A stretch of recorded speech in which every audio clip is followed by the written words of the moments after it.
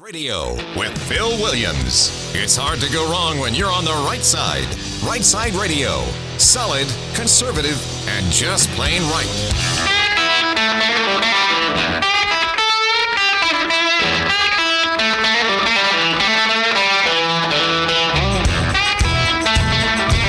Alabama's syndicated news talk leader, Rightside Radio. Phil Williams here live in the Rightside studios. Man, we got the local, the state, the national, covering down on all the issues. And yeah, like the dude just said, solid, conservative, and just plain right. Well, welcome to it. It is a Tuesday, which we have just, I guess, sort of unofficially christened a Taco Tuesday. That's where we are. It's Taco Tuesday, and Butters is on the board. Hey, buddy. Hey, how are you? I think my plan is actually to eat tacos tonight, so that works out well. Well, then that just became the thing. It's officially Taco Tuesday, at least for you. I think you totally need a taco sponsor. Just saying. Get a taco truck or somebody to sign up. Oh, yeah. Yeah, we can announce the mobile taco truck is located this. Anyway, oh, yeah. That's it. Hey, I look, like it. if you sell tacos, give us a ring. Come on. Yeah. We'll give you the Tuesday. We can cut you a good deal. Nice. You doing good, man? I am. It's right. a beautiful day. It is indeed. Hey, we got a great show laid on for you on this beautiful day.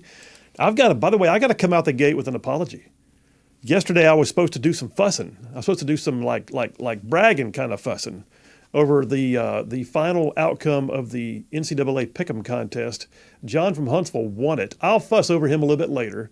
Nobody said anything. Nobody reminded me. It just hit me during the night. I was like, golly, I didn't say anything to John. So anyway, that's going to change even more later on. Well, congratulations, John. I will also note that you did not read the score, our grading from John at the end of the show yesterday. Why did you win? Yes, per the college football committee rules. Maybe that's why I didn't read it. All right, we got a great show laid on for you today. Our friend Stephanie Smith, who's the president of the Alabama Policy Institute, calling in at 3 o'clock regarding several things that are happening in the development of public policy here in the state. Like, okay, what are they going to do? Are they going to do gambling? It looks like it. We're even hearing rumors of a special session. And then what are they going to do about revenue collection? Well, just saw today that a Alabama-based polling company, Signal, who we've had their folks on the show here multiple times, just came out and said, oh, by the way, we just polled it, and, electric vehicles need to pay a fee. Yeah, okay, all this stuff. We'll talk about it with Stephanie Smith, president of the Alabama Policy Institute, at 3 o'clock. And then I've got a triple dipper full of stuff, so hit it, man. The Triple Dipper. 3 stories you've got to know. That's right, the Triple Dipper, 3 stories, 3 themes, if you will, that you got to know as we run today's show. First out the gate, there's just a lot of things happening, to include a recent announcement, like in the last hour, by Senator Tommy Tuberville. Very key. I talked to his staff just a little while ago. They sent me an audio clip. We expect to have the senator on the show tomorrow. But we'll do that as a part of number 1 on the Triple Dipper, which is, you might figure, home fries. So yeah, we'll be cooking up a batch of home fries, telling you about the things that are happening right here in and amongst you and around you and in your backyard. Home fries, number 1 on the Triple Dipper.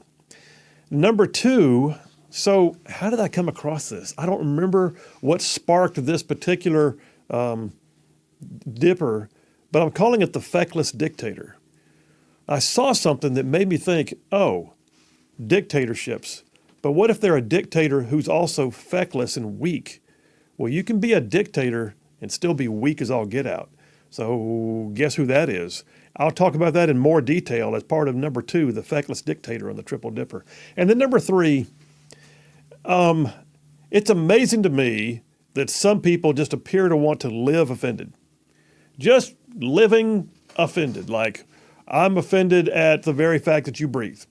Well, we're going to call this one snowflakes and know-nothings. They've forgotten their history. They don't know where they are. They don't care about anything except their own selfish needs.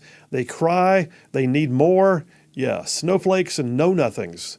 We'll talk about some of that. And I've got some pretty humorous stuff to throw into it. That's number 3 on the Triple Dipper.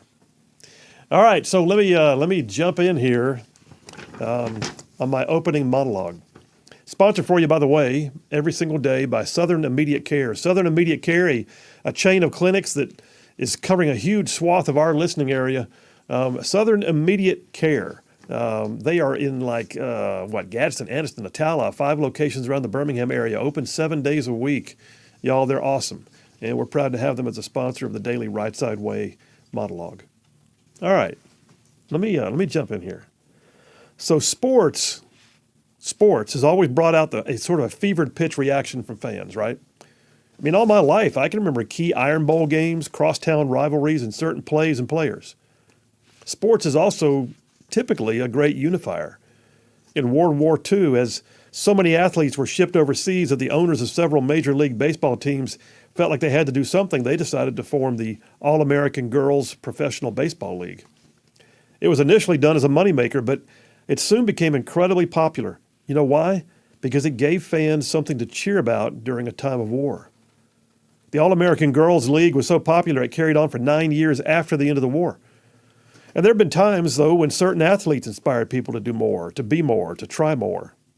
Like, for instance, one of my favorite stories, boxer James J. Braddock. He was like that. In 1934, at the height of the Depression, Braddock was a down-on-his-luck man trying to feed his family and forced to take government welfare. But he earned a chance to get back in the ring and to fight and to begin making a name for himself as a heavyweight. And then in June of 1935, as a 10-1 underdog, Braddock fought heavyweight champ Max Baer. It was heralded as the fight of the common man, and people everywhere were inspired when Braddock kept giving more than he got, and he won a unanimous decision to become what the movies now call the Cinderella Man.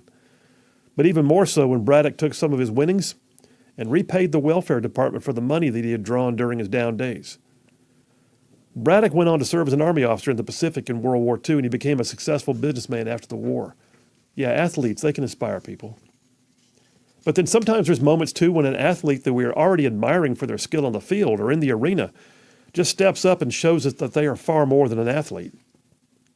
One of those moments occurred in August of 1982. A line drive foul ball hit a 4-year-old boy in the head at Fenway. Devastating.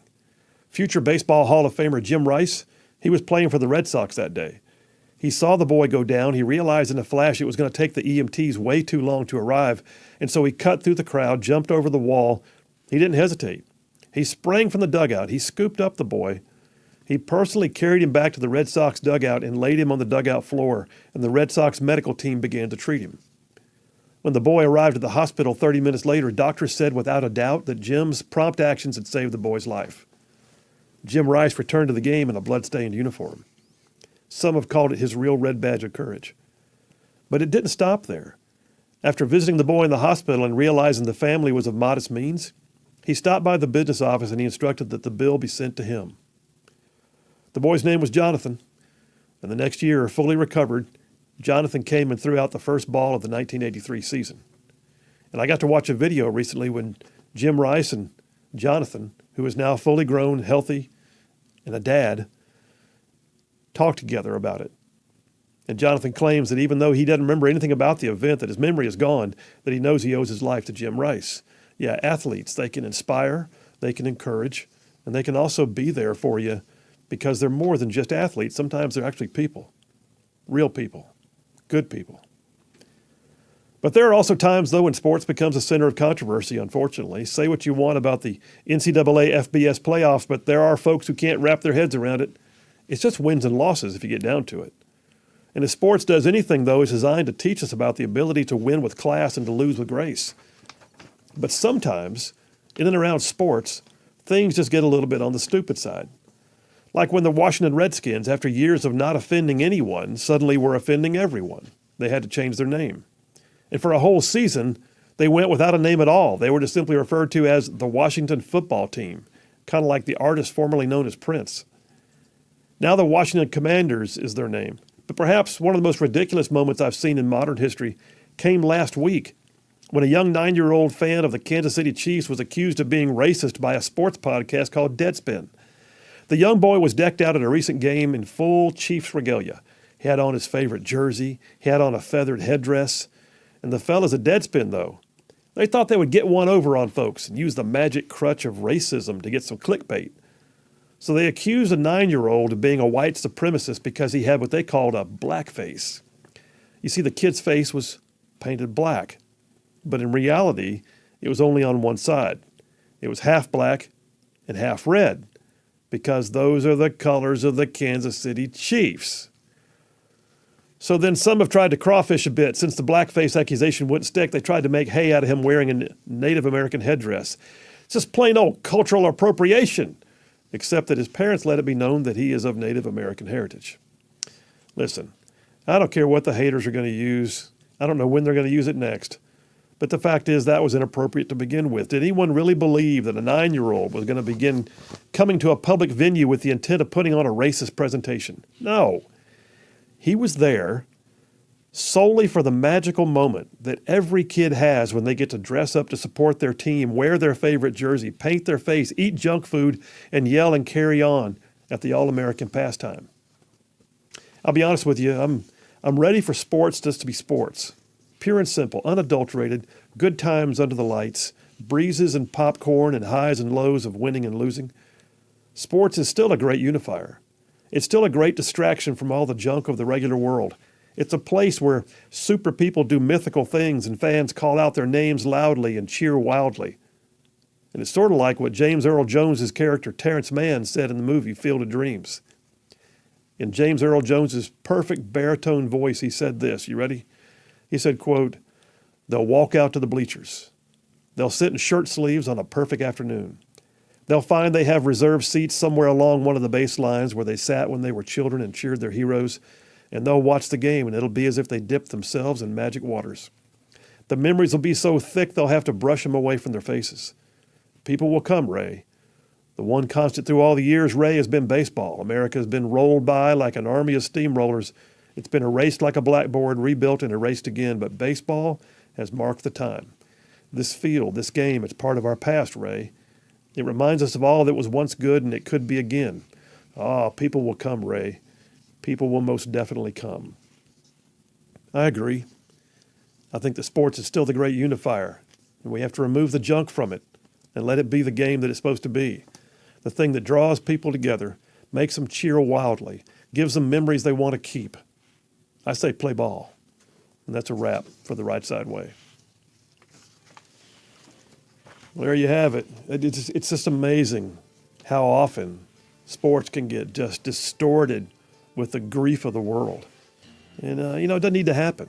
Yeah, there's things to care about. And yeah, there's things that shouldn't happen, and we can call it out if we really think it's necessary. But you know what?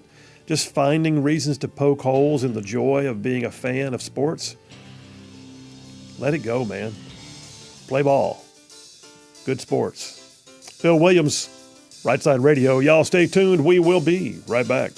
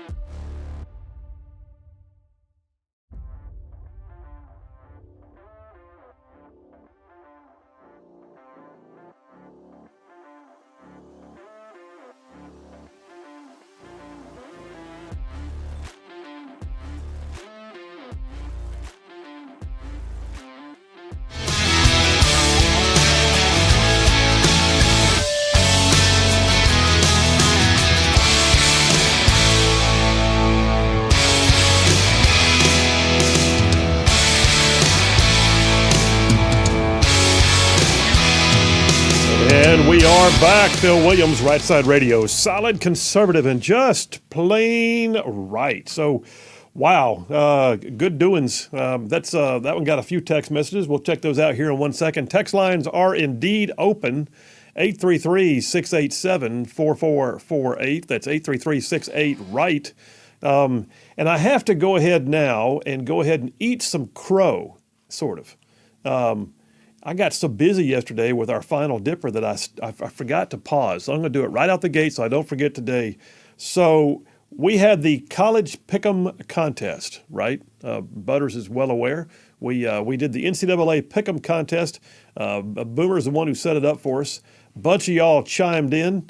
I am proud to say, first of all, that I did finish in the 40s after being in the 50s for so long. So long. It was awful.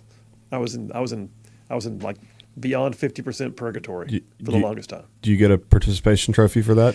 There's a participation trophy somewhere in my life, I feel certain. But right now I've had to earn all of them otherwise. I would be well below 50. Yes, so. I am number 47, so there's that. Nothing from me. But what I will be proud to announce is that the winner of the overall is John from Huntsville. Well, you have some applause over there? I know you have some applause somewhere you can play for me. Just John from Huntsville. Yes. Thank you. Thank you very much, John from Huntsville. Thank you. Thank you very much. There it is. Nicely done. Nicely done. Butters on the sound effects. You're doubling up the sound effects over there, bro. That was good. But yeah, 249 points. Second place. Butters, do you know who? McQueen. Nice. Which were was it McQueen actual? Come on. Or Mr. McQueen? How misogynistic of you to say that. I mean, could she not pick her up? No, it was Boomer. Hey, look again. She could, grudgingly I'm confessed. sure she could do better picks than I could, but that's probably because of my proximity of living with Boomer. Yep. So I think pretty much what happened was McQueen got the good picks, and then Boomer would do some of like the maybe the upset picks and things that didn't come true later on. But Boomer still wound up in fifth place. So I mean, you gotta love it. But anyway, congratulations, John from Huntsville. We got a Rightside Ruffian T-shirt coming your way, dude, and proud of you. Thank you very much. A couple of other text messages before we hit the break. Let's see what we got here. JT from Lacey Springs. He says, I was about to bring this up. JT, good on you. He says Max Baer, the boxer that fought James J. Braddock back in the 30s, that was the father of the guy, Max Baer, who played Jethro on the Beverly Hillbillies. Wow. Little known fact, but there it is. And you know, I don't know what he was like in real life, but you ever see the movie Cinderella Man with Russell Crowe, the boxing movie? Yeah, it's been a while, but yeah, it's a great movie about the true life story of James J. Braddock. But the Max Baer character was detestable. I don't know if he was that way in real life, but he was absolutely the epitome of arrogance and that guy. You know, wearing the big fur jackets when he walked in the restaurants with a woman on each arm and throwing a drink in your face kind of guy. Anyway, Max Baer, there it is. Morgan from Fort Myers says, there's people out there and they want to steal joy from life, period. It's not just sports. They want to steal the innocence from our kids in all aspects of life. I don't disagree with that. Morgan, thank you very much. Bruce from Hazel Green says, I agree with you 100%, Phil, but I'm sick and tired of these athletes thinking they're better than everyone else. They're just athletes and they're overpaid crybabies. Yeah, sometimes it is. Megan Rapinoe comes up in my mind. Colin Kaepernick, who started the whole kneeling thing. So I totally agree. There are times when I wish the athletes would realize that we don't always want to hear their protests and their crybabies information. But Brian from Huntsville says, sports, Tiger Woods would still be the best if his driving game had not failed him. Oh, that was awful. That was bad. Brian, that was like, we need to womp, womp. You got to womp, womp. I know you do over there. I don't know if you know which button it is, but there's one that goes womp, womp, womp. I think I just did it for you. There you go. Womp, womp, womp. I think we're going to stick with that because we're about seconds away from music starting for the break. No worries. All right, listen, we got a great show laid on for you. Just wanted you to know that we are going to be heading down to Home Fries next. Coming up, got a major announcement that came out from Senator Tommy Tuberville, and he will be on the show tomorrow if all goes as planned. In the meantime, y'all stay tuned. We will be right back.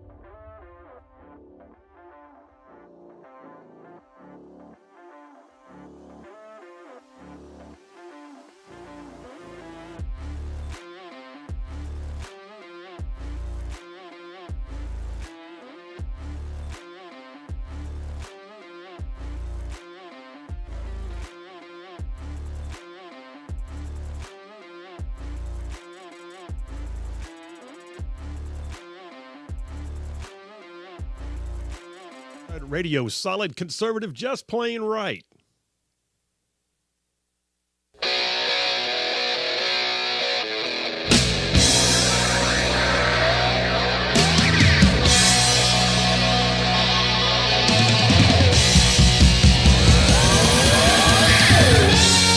And we are back. Phil Williams, Rightside Radio, solid conservative and just plain right. Just, I mean, like covering down on some major ground across the northern half of the most beautiful state in the nation. This one right here, Alabama. I mean, y'all, this show goes like way down south of Birmingham, up north of Huntsville and Tuscaloosa, back to Gadsden, parts of Georgia, Tennessee, and even Mississippi, all thrown in just for good measure. All right, you know the deal. Every once in a while, when I'm looking through the news, I'm thinking that one pays special interest to Alabama. Oh, this one over here, that one's our listening area big time. Oh, this one over here is one of our Alabama politicos. Pretty soon, I realize what I've got is a whole batch of what we like to call cooking up some home fries. Yeah. Oh, the sound of smell it. All right, so yeah, we're cooking up a batch of home fries. Well, first out the gate. Got a call just a little while ago, right before I went on the air, from the communications team at Senator Tommy Tuberville's office. And they wanted me to know there had been a major announcement just today, and that is that the senator is lifting his hold on the vast majority of military promotions. Now, keep in mind, a couple things. Why has he been doing this? Number one, because the DOD, under the direction of the Biden administration, has been acting as if it has legislative authority, and it does not. The DOD has, in violation of federal law, been allocating funding for abortions and abortion travels for military members, which also, by the way, flies in the face of state laws.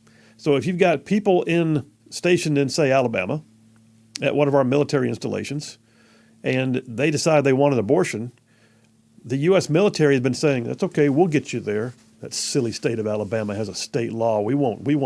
So basically the bottom line is this. Tuberville's been saying, hey, know your role. Here's the other thing. Flag officers, that's like generals and admirals, flag officers, they have to be confirmed to get their star, their second star, their third star, and then some major positions. And so if they are moving to be the next chairman of the Joint Chiefs or whatever, that's a Senate confirmation. The way it works is they have the regular order of business. The regular order of business is bring them up, debate them, talk it through, cast a vote. They're either yays or nays.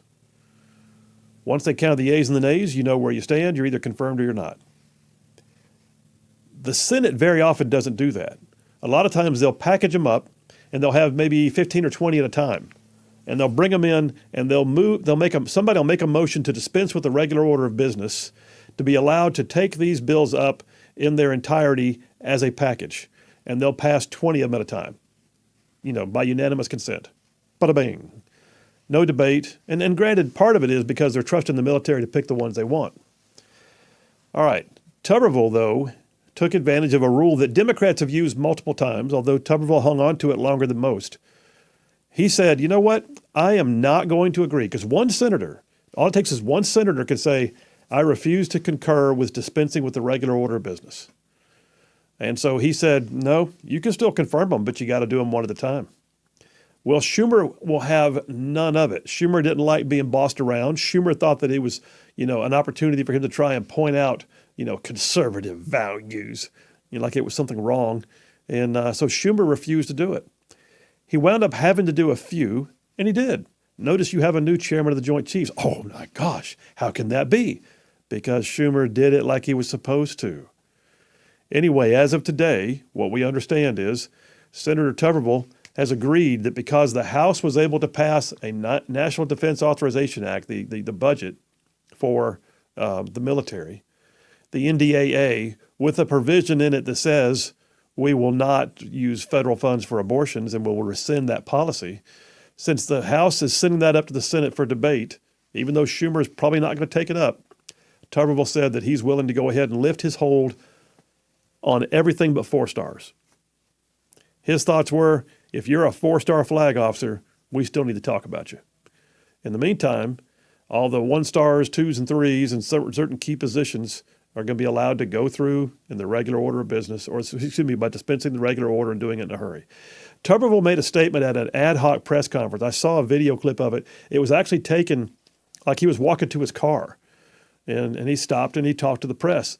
Butters, you got that clip? Let's do this. What I want to do is I just want to take a minute and I want to play a couple of minutes of of an audio, like an off-the-cuff presser with Senator Tommy Tuberville talk about why he did what he did. Go ahead, bud.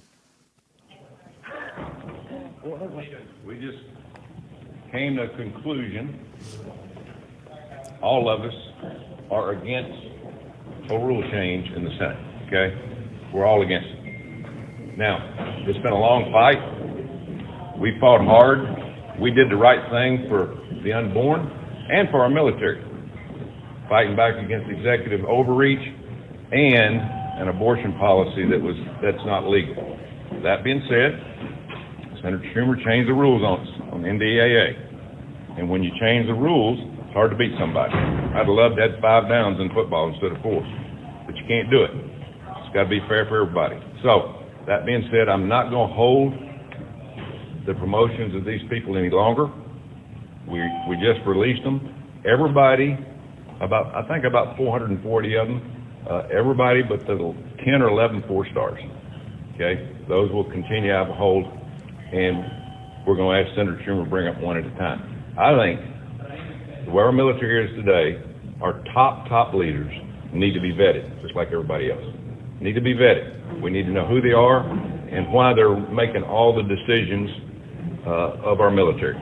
So important. So it's been tough. It's almost been a year since I sent that letter. But the big thing is we're all together in our caucus that nobody, it'll be 100%, who will vote against any standing order that will change the rules of the Senate for these holds. Questions? Couple of questions. All right, you want to stop it there. All right, well, good on him. You know what? I'm good with that. I think it's time. I can see lifting the hold. I don't mind the idea of the 4-stars getting selective attention. I get that too. I also think he knew. Apparently, he knew that Schumer may have had enough Republican.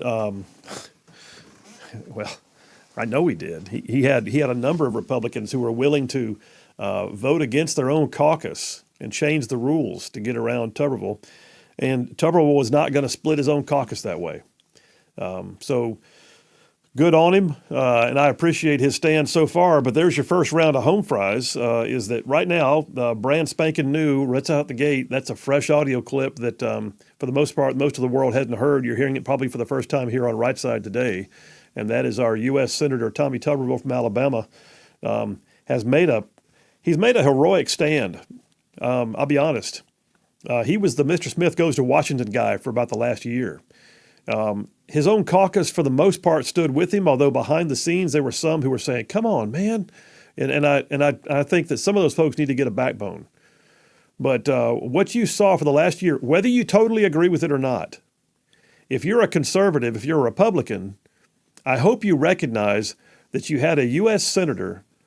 When's the last time you saw this? You had a U.S. senator who was willing to go the long haul on something that made him personally very uncomfortable and could have made his life easier if he had just gone along to get along. But he chose not to. And, you know, he had to go ahead and say it's time now, and I appreciate him. I appreciate also his staff letting us know so that we could have the heads up to give you guys first run on it. And we're planning, if his schedule will allow, it looks like he'll be on the air with us right about this time tomorrow.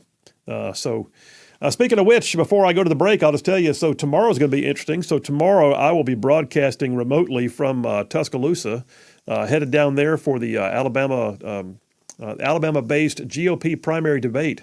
They just announced that the field of 4 is going to be on the stage. So we're down to 4. They're winnowing the field. Doug Burgum actually dropped out of the race altogether. A couple others have not made it to the stage.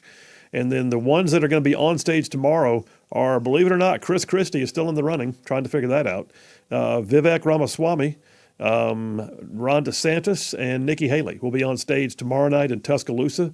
I'll be there in the spin room after the debate, but I'll be doing the show from there because there's no way to do the show here in the studio and then get on down. So Butters has the con tomorrow, and I'll be in transit. Man, that's quite a use of a naval term there. I like that. I did that just for you. I appreciate that. Yeah.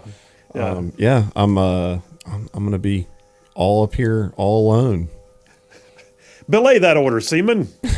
Coil those lines. Scrub that deck. It's going to be you swabbies. I'm anxious to hear how everything goes down there. It's going to be interesting for sure. So, and you were an aviator. You never scrubbed the deck once in your life, did you? No. Yeah, I'm for those that are listening. Yeah, I commissioned straight out of Auburn, so I didn't get into swabbing decks all that much. But yeah, it should be interesting. You're right, and I look forward to it. And I really appreciate the folks at the Capstone Hotel helping me secure a conference room from which to do the show. May have a few walk-ins on us tomorrow. We'll see. Looking at Senator Tuberville also joining us, and then hopefully the Grand Council also. And then afterwards, I'll be at the GOP watch party, followed by the spin room after the debate. But yep, that's that. Let's take a break there, brother. We'll do that right now. We'll come right back. And wow, big doings. I got some more home fries to cook up for you. And then top of the hour, Stephanie Smith calling in. Phil Williams, Rightside Radio. Y'all stay tuned. We'll be right back.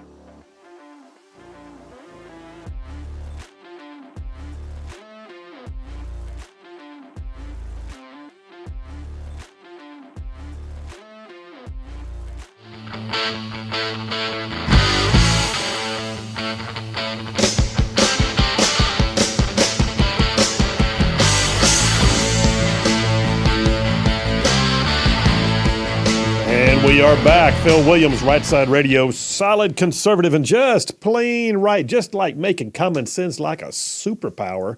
So, yeah, we are right now cooking up a whole batch of what we like to call home fries.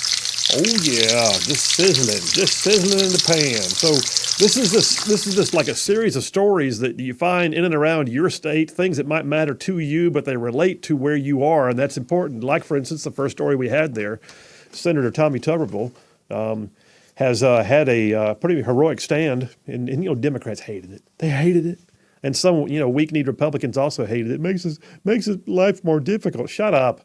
You need somebody once in a while to show you what backbone looks like, and I think that was, if he did something wrong, I'd call it out, but I don't see anything wrong in what he did. How about this story? Total change of subject. How about this one? In the home fries category.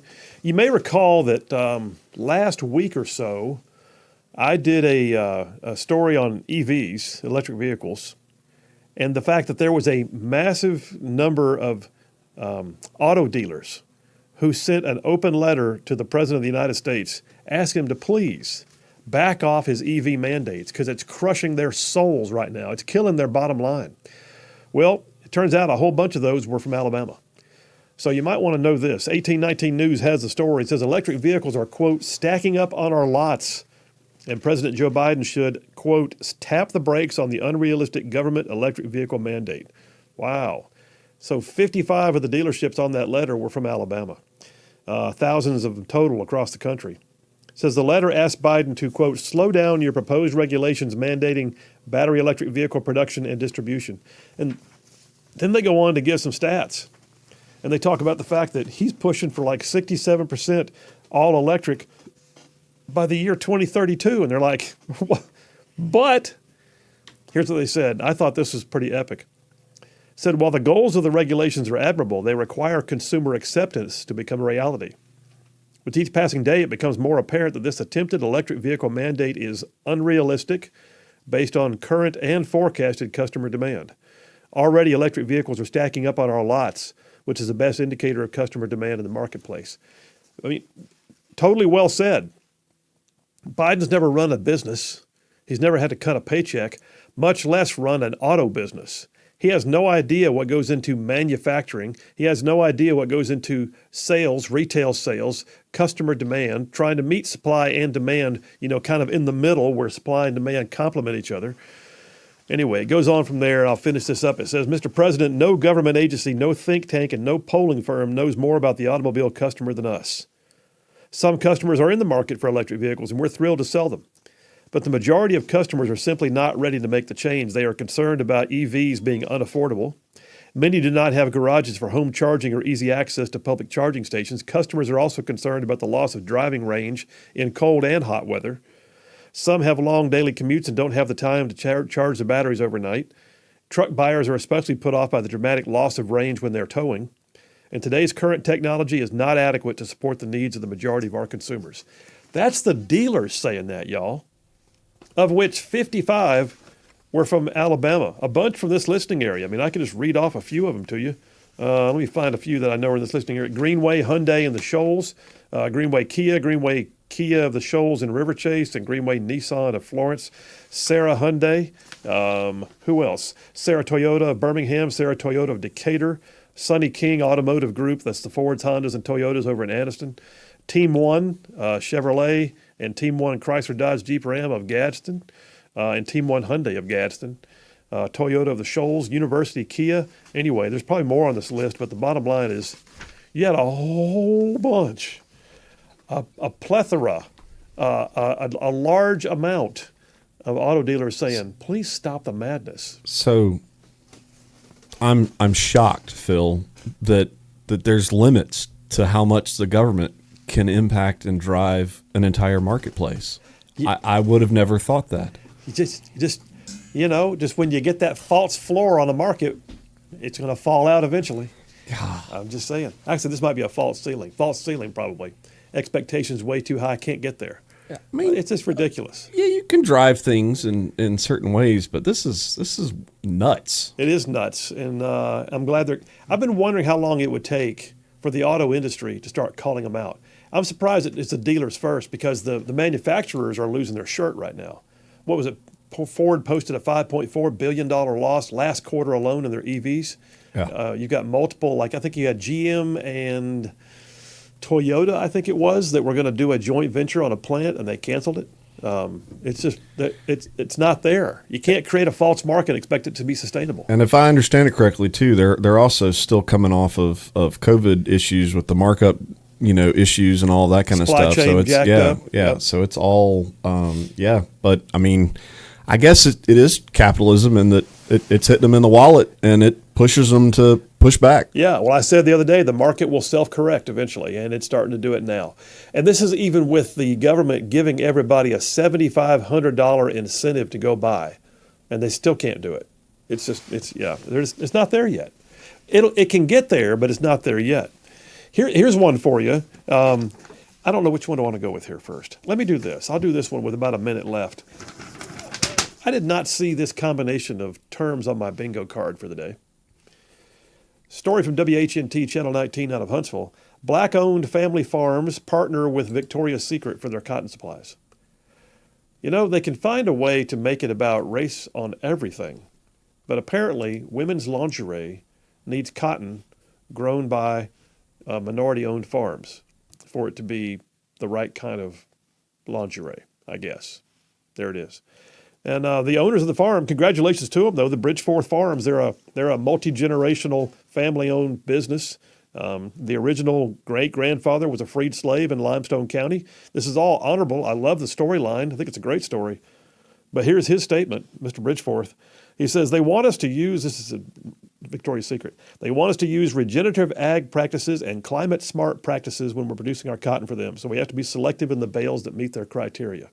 So let me get this straight. Women's lingerie has to be grown by minority-owned farms using climate-smart practices and regenerative ag practices in order for it to qualify to be a Victoria's Secret bra, I guess. But at least they're not doing it through legislation, and they're going straight to the farmers. Well, bro, you just found a high side. Thank you, Butters, for filling me in. Anyway, that's right here in Alabama. That's over in Tanner, Alabama. The Bridgeforth Farm, congratulations to them. They'll be making, lots of women happy, I guess. There it is. More on this. Stephanie Smith, President, Alabama Policy Institute, calling in next. Y'all stay tuned. We will be right back.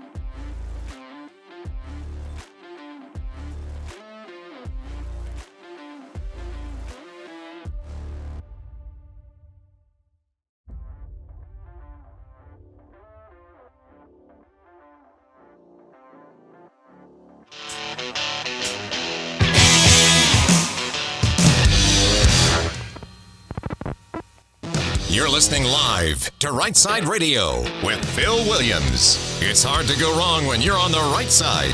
Rightside Radio. Solid, conservative, and just plain right.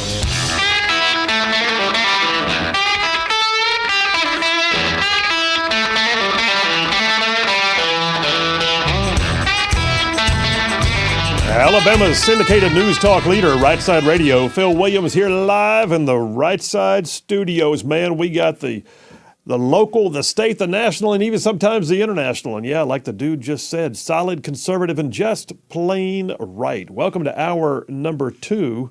About to jump on the phones with our friend Stephanie Smith, but I got to tell you, I got a very cool text there. Stan from Huntsville is celebrating and wants to celebrate on the air. Stan from Huntsville says, I think he goes to Church of the Highlands. He says he was just baptized a month ago by Pastor Jason, just wanted to share some praise. That's good stuff, man. Thank you for sharing that, Stan. Congratulations to you. There it is.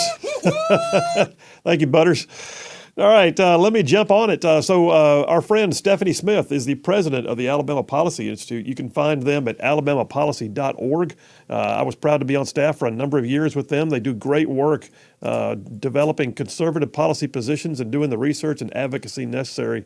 And with that, I want to say hello, Stephanie Smith. How you doing? I'm doing great, Phil. Thanks for having me on. Absolutely. Hey, I want to run by a couple of stories here. So the first one, there's this organization called PARCA, Public Affairs Research Council of Alabama. You're so gracious, I know you won't say it. I will say it. They usually get hired to go find the results that somebody needs. Anyway, right. PARCA came out with a study, and they're like, oh, we're not going to have much revenue. Revenue's about to go down, state of Alabama. Pray tell, Stephanie, why would this be necessary? Yeah, that's really interesting. So there was a AL.com article that I saw where the executive director of PARCA said that the kind of money quote was the very end was lawmakers will once again be faced with needs that outpace revenues. And that was, to me, I was like, that was one of those moments budget nerds kind of give the sideways like, hey? No, that is not, I don't think that's, first of all, I don't think that's an accurate statement. I actually, some of us on staff read their report, and their report is, it's an in-depth report. It's a little more balanced than his statement indicates. But the interesting thing is that, the mantra and the messaging is now, even with, huge increases in budgets and huge increases in spending over the last decade by state government, now it's, we're out of money. Yeah. And so then the question becomes, which A, I don't think that's accurate, and then B, then the next question becomes, why? Why is that the new mantra? And the new mantra is that because there are a lot of people pushing for gambling right now. And so people have to have a catalyst of why we need to expand gambling, and it's usually, we need the money for education, or we need the money for, whatever's on the list during that year to pay for with the gambling, quote, revenues.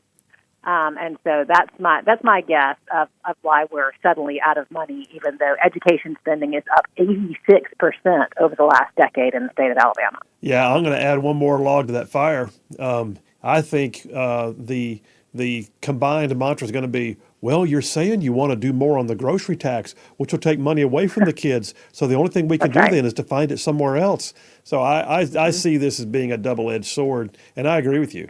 I'm not going to be a bit surprised to find out that some Republican leadership either commissioned this survey and or I wouldn't be surprised if the teachers union didn't do it because they want more money. Right. Well, I actually was part of a panel that ended up being a little bit more of a debate than a panel this last week with the governmental affairs person from the Alabama Education Association, and that is basically what she led with. And so she led with the fact that we need revenue for education, and unfortunately for her, I brought the budget with me, so I had the numbers in front of me. Which is why it turned a little bit more into a debate than a panel. But, I think you're right. I think it's one of those, people who want to expand Medicaid always use rural hospitals as an excuse, even though that, Medicaid expansion doesn't help rural hospitals. People who want gambling and higher education budgets always use the excuse of, some sort of minute tax cut, some sort of corporate tax cut, or something that actually filters back into the economy as an excuse to raise taxes on the other side. I mean, that's what we fought against. When you were at API, that's what we fought against even last year, trying to get, the grocery tax cut, the, small percentage cut that we ended up achieving. And the interesting thing is that there's a grocery tax commission that is doing an in-depth analysis of how that tax cut is impacting the state, and it is impacting the state in that people are spending more money on other things, and it's not actually negatively impacting the state budget at all. Well, I would not be surprised, but I have to go back to something you said. Wait a minute, you were in a debate forum with the governmental affairs person from the teachers union, and there's no video available right now. Where is it? I got to see this. Yeah, it was at the Republican Women's State Convention last week. And so it was a school choice panel, and credit to her, Allison King, and I told her afterwards, I was like, hey, credit to you for showing up here, because she was, I felt like I was preaching to the choir, and she did not. So it was one of those, credit to her for showing up, but we didn't agree on much, as you might imagine. Yeah. And she actually said that she thought that AEA could be on board with school choice, which was a surprise to all of us. That's called we see the handwriting on the wall, and we don't know what else to do except try to get on board and mitigate our damages. I think that's exactly what I was going to say. Yeah. I think that the tactic now is we see this train is coming down the track, so we're going to try to minimize it as much as we can or derail it at the last second. Well, let me jump on something else before we run out of time. I've got two other stories that I want to see if I have time to just touch on with you. One on gambling and one on gas tax. So I'll do gas tax first, off the cuff here, because I didn't like prep you or anything for this, but I saw, our friends at Signal, Brent Buchanan, John Rogers. Yeah. I know those guys well. I like them, but they just published on Twitter, and I saw it like today. I think I sent you a screenshot of it, that they say that they've just completed a poll, I believe in the state of Florida, and the overwhelming majority of people of all stripes and walks of life believe that those who own an electric vehicle should have to pay a fee to the state for owning it because they don't pay gas tax at the pump. So is this the prelude to, dang, we ain't getting as much gas tax revenue as we wanted, now we got to find a new way to tax people?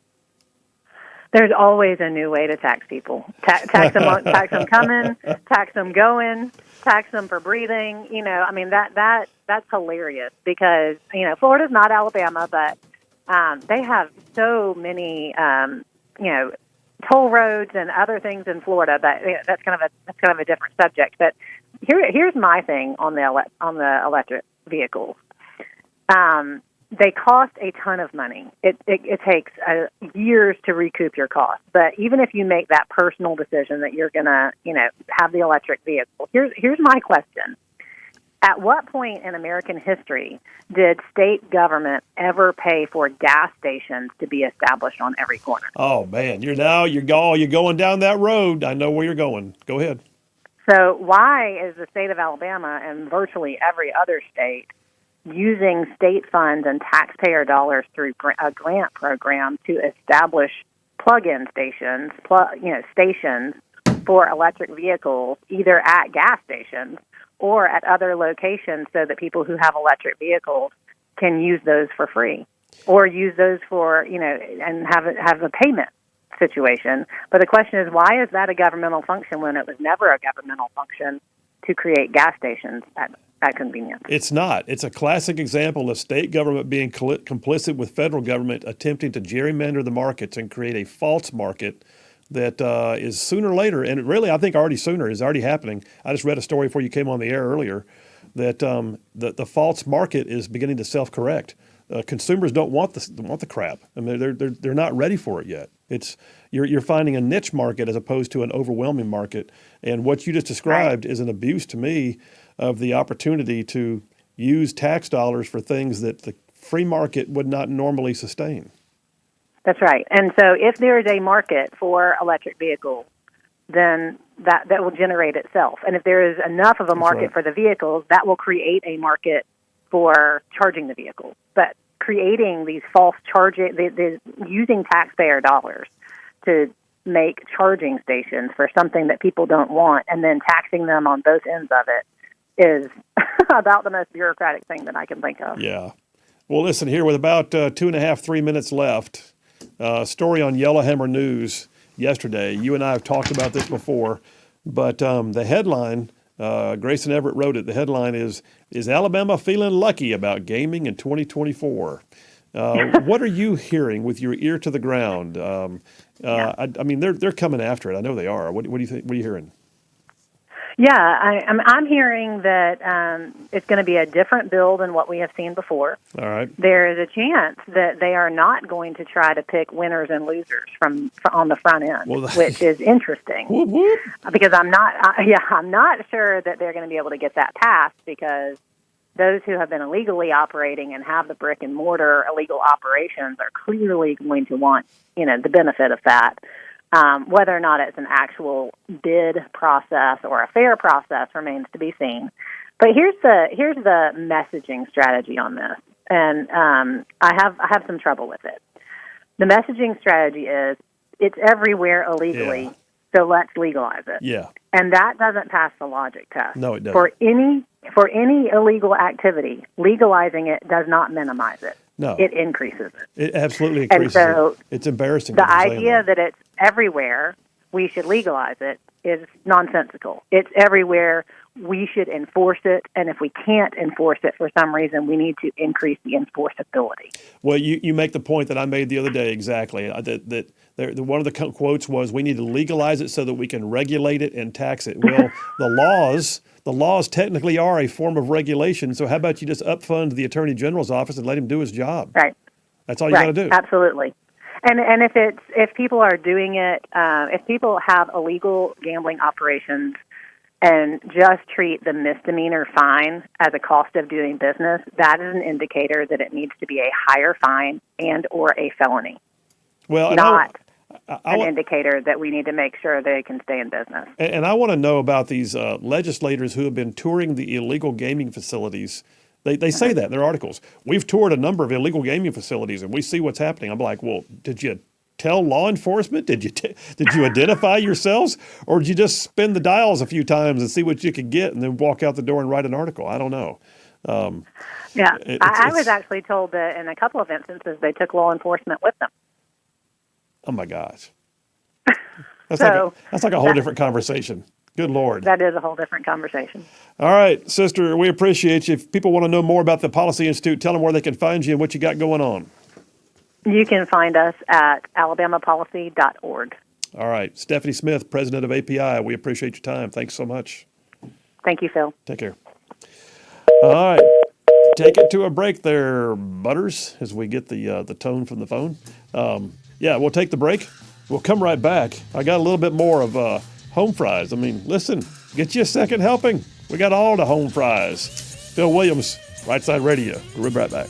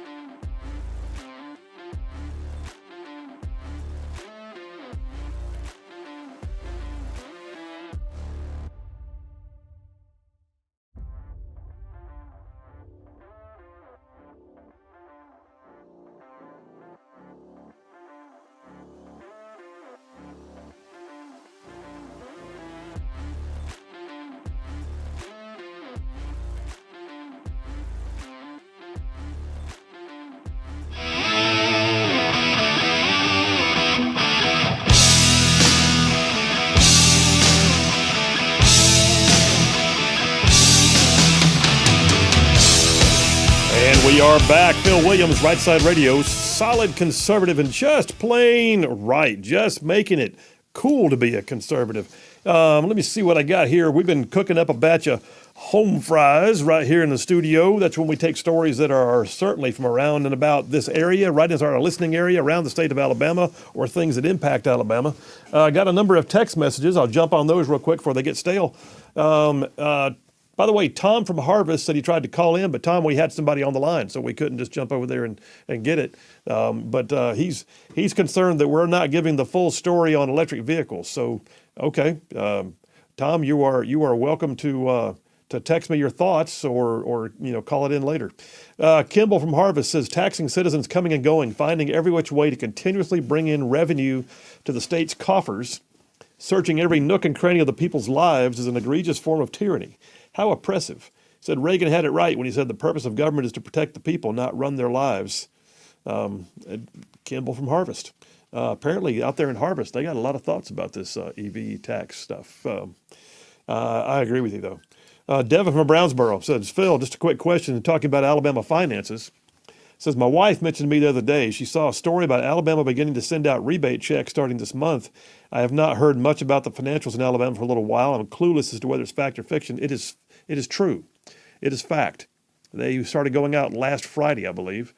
It's $150 per single taxpayer or $300 per joint household. It was a one-time rebate. We had a windfall of money in the state.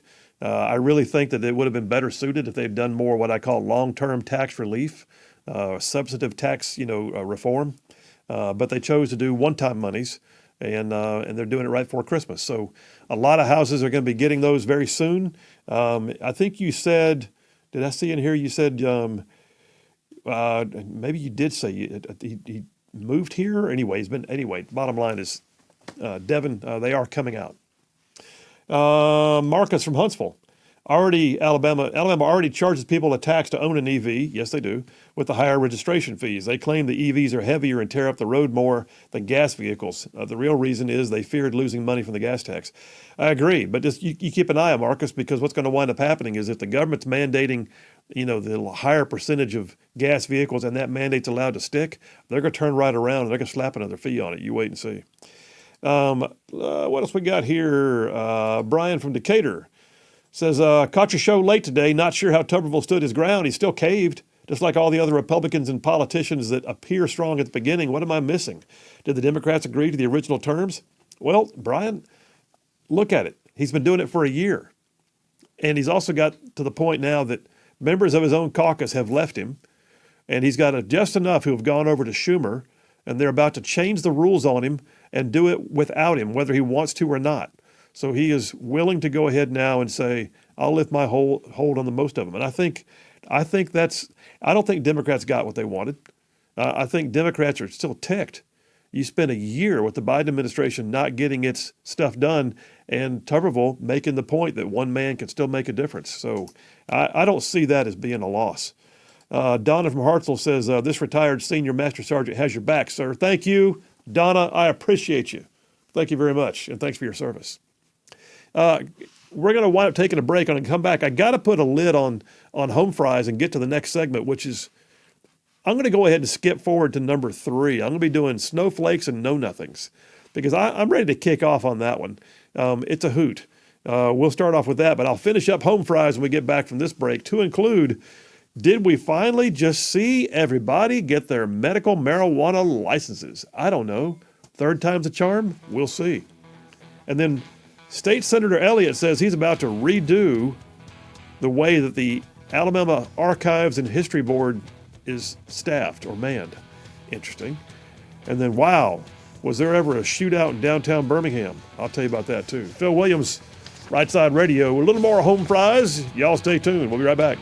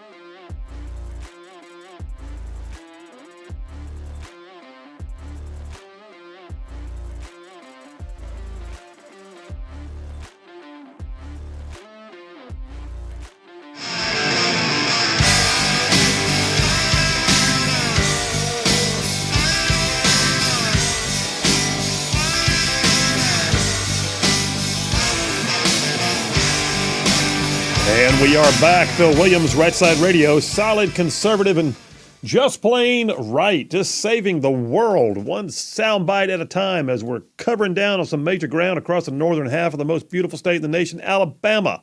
Yeah. And I mean like from way down south of Birmingham to up north of Huntsville, Tuscaloosa, back to gas to parts of Georgia, Tennessee, and Mississippi, all thrown in just for good measure. All right, we're gonna wrap up this batch of home fries. The discussion with Stephanie Smith was good. It was, and there's a couple more pieces of it I want to throw out there. So here's another one that I didn't see. You know, earlier I mentioned that I did not see on my bingo card today that I was going to see minority-owned farms being necessary to make women's lingerie for Victoria's Secret. But there you have it, because that's the ESG world that some companies live in. But congratulations to the Bridgeforth Farms for, getting selected. That's a great contract for them, I'm sure. And then AL.com ran a piece today. So you may be aware that medical marijuana is all the rage. Medical marijuana is going to cure all your needs. It can even cure menopause and who knows what else. I'm just saying. But medical marijuana is apparently going to be allowed under Alabama law under this completely distorted version of Republican politics that we saw pass it into law just about 2 years ago, and 3 years ago, and listen. I could spend all day talking about it. It doesn't matter whether it was the aspirin bill. The way they did that bill was awful. Build government, grow taxes, infringe on civil liberties, violate the FDA, just all of it. Anyway, now the Cannabis Commission has been having its woes. So the Cannabis Commission was formed as a part of the medical marijuana bill. And the Cannabis Commission, well, they haven't quite had their act together. It's been quite the doings in Alabama to watch and see, as it acted sort of like a three-ring circus with monkeys just jumping around, making a mess, just slinging feces at each other. I just gave you a full imagery. But AL.com has a piece that says, last Friday, the Alabama Medical Cannabis Commission, in their third go-around, awarded their licenses to cultivate, process, test, transport, and sell marijuana products to 20 companies. Keep in mind, they've issued licenses 2 other times. Both times, the processes they used were challenged in court, and they wound up having to disregard the licenses and start over again. This has been quite the debacle. But the Alabama Medical Cannabis Commission may have finally got it right, says Roy Johnson, who writes for AL.com. Roy Johnson, who I think actually hates the state of Alabama. I don't know for a fact. Roy Johnson typically writes from a perspective that says that Alabama is either corrupt or Alabama is racist or I don't know, where Alabama is betrodden. I don't know. But here's the thing. After mentioning that, the Cannabis Commission has had a hard time getting their act together, he then goes into the question of how come there are not more minority-owned companies getting licenses?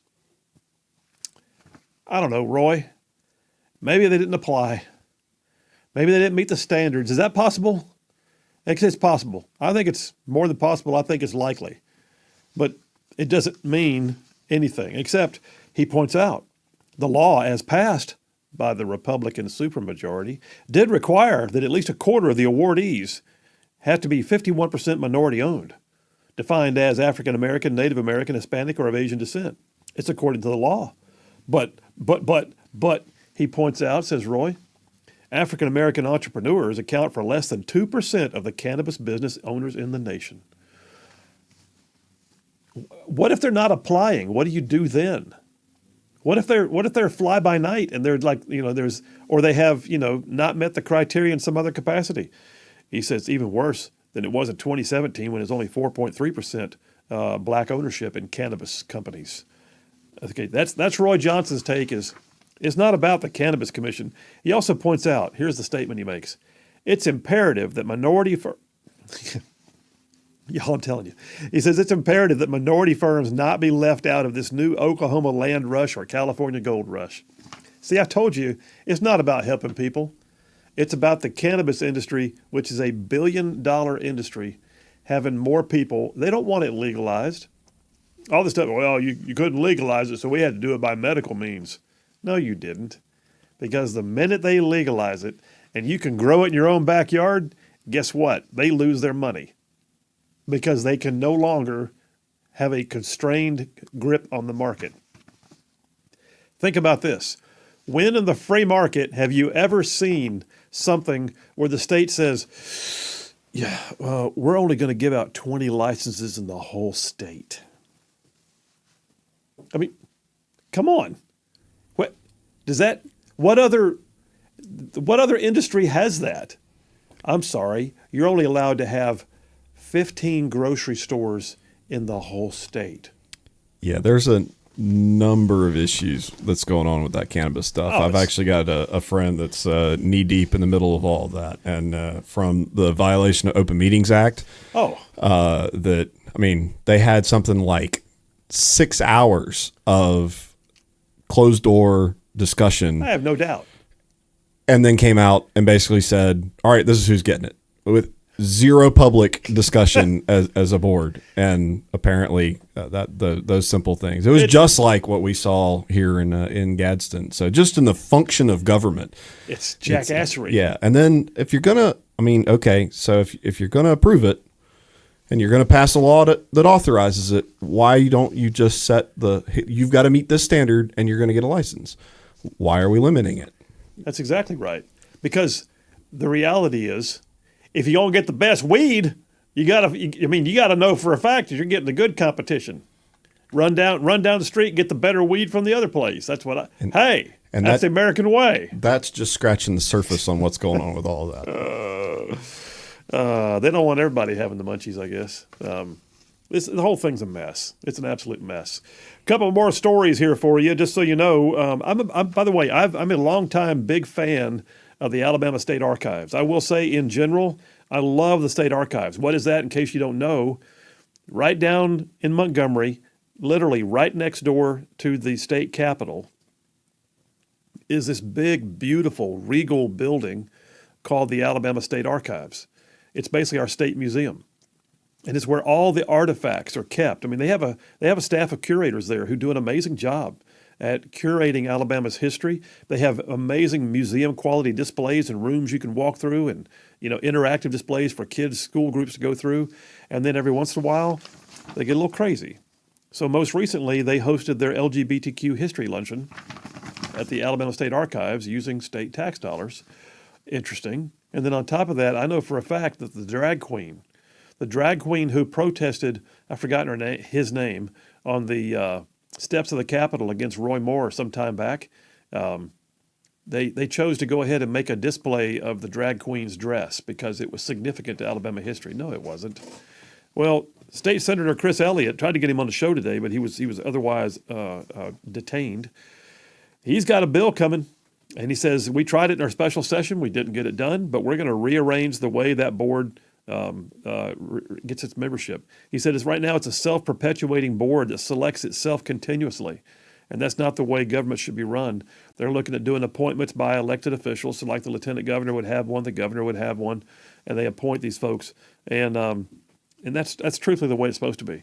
Well, I hope that they can get this straightened out, because the last thing I want to see is wokeism taking over our state library, our state archives, because it's an amazing facility, y'all. And I'd encourage you, by the way, if you're heading to Montgomery, go by and see it. It really is spectacular. Last story.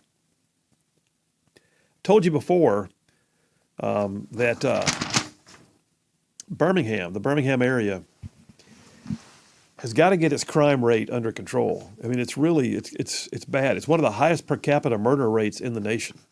Per capita, not like in actual raw data numbers, but per capita, one of the highest in the nation. You've got an administration in Liberal Mayor Randall Woodfin's City Hall that excuses crime and chooses not to prosecute, and even did if you remember about a year and a half ago, he did a blanket pardon. Any and all minor drug offenses for marijuana and other possession crimes in city courts, he pardoned them going back to like 1982 or 92, I forget which. I mean, was he born then? I don't even know. But here's the thing. That is actually an abuse of office. What that tells law enforcement is, I don't have your back.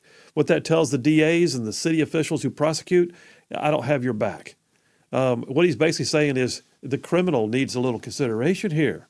Well, it's showing up in a lot of ways. And we just had the 125th homicide this year in Birmingham. 125. He said in all of Jefferson County, in this article from AL.com, there have been 174. 125 of those were in the city of Birmingham. There was a shootout the other night. This story came out yesterday. The shootout occurred, I think, on Sunday, maybe late Saturday. But in the 900 block of 5th Avenue downtown near the Chevron gas station, right off the interstate, I-65. A lot of y'all know where I'm talking about, downtown Birmingham. Police arrived after reports of gunshots to find 2 men wounded inside a vehicle. One of them died. Y'all, the vehicle was riddled with over 17 bullet holes. This was not a single bang, bang, gone. This was a fusillade of gunfire. I don't know how many might have been fired back from the vehicle. All I know is this. 17 shots on one vehicle in the middle of downtown Birmingham at 3:40 p.m. in the afternoon. That's a daylight hours situation. That's next level right there. That's a school bus might be going off in the background to drop kids off. It was on a Saturday, luckily. Oh, it was a Saturday. Yeah, but still, broad daylight. I mean, it takes a lot to get some daylight action in this time of year because the sun goes down at freaking 4:30. But there they were, 3:40 in the afternoon, right downtown, just off the interstate by a gas station.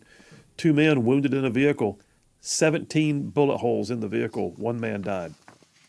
Got to get it under control, city of Birmingham. Got to get it under control. All right, listen, we're taking a break right now. You're going to love this next section. I'm calling it Snowflakes and Know-Nothings. I mean, do we have an entire generation that's just never been told its own history? And are they always so offended that you can say nothing and, not offend somebody? That's just amazing. We'll talk about it. Snowflakes and Know-Nothings. We'll be right back.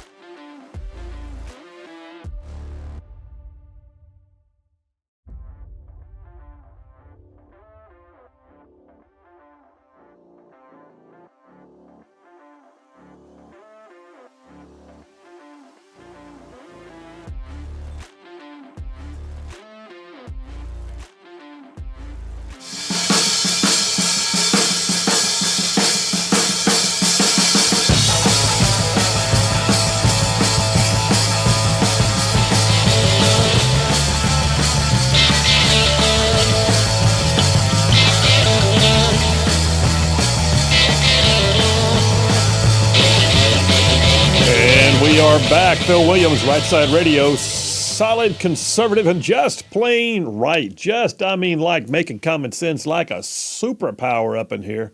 A couple of quick texts. If you want to text it in or call it in, same number for both, 833-687-4448. That's 833-68-RIGHT.